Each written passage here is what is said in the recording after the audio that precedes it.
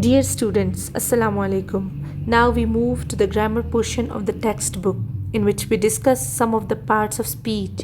So let's define parts of speech first. Words are divided into kinds and classes according to their use and function in the sentence. These kinds and classes of the words are called parts of speech.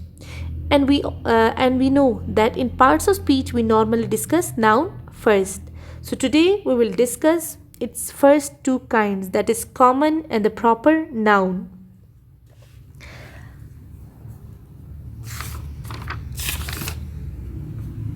Common noun. A common noun is a name given in common to every person or thing of the same class or kinds.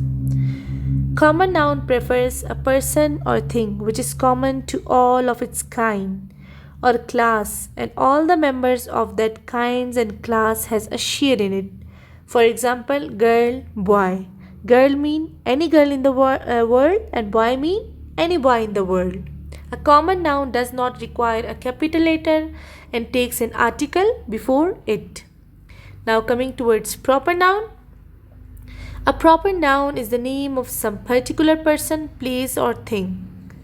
A proper noun refers to the name of a specific or particular person, place or thing which is started with the capital letter.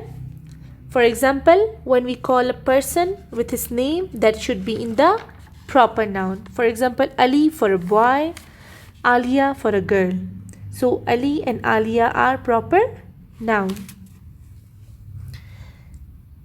Now students, let's discuss something about pronoun as mentioned in your textbook at page number 9. A pronoun is a word used instead of a noun or name to avoid repetition. A pronoun replaces a noun to avoid the repetition of noun, because if the same noun is repeated again and again, then it looks awkward. So in order to make language expression attractive and interesting, we use pronoun instead of a noun. For example, Alia is a good girl. She respects her parents. You can see in the sentence, the word she and her are used as pronoun as these two replaces the noun Alia. Now look at page number 10 of your textbook. Here we will discuss about regular and irregular forms of verb. What is a regular verb? A regular verb is the one that follows the pattern of taking ed for the simple past and past participle form. For example, and, ended. A regular verb is the form of verb which conjugates regularly in English. A verb which uses an ed suffix to form its past and past participle form, that is second and the third form of verb. Irregular verb. An irregular verb is one that does not take ed ending for the simple past and past participle form. An irregular verb is the verb which does not follow the regular pattern or normal rules for its conjugation.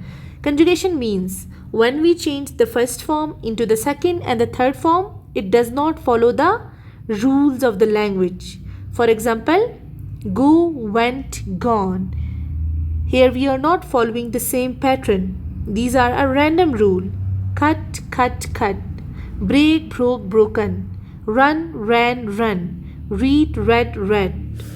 Here you can see these verbs take different pattern for their conjugation, and we cannot use same pattern for each verb for the second and the third form.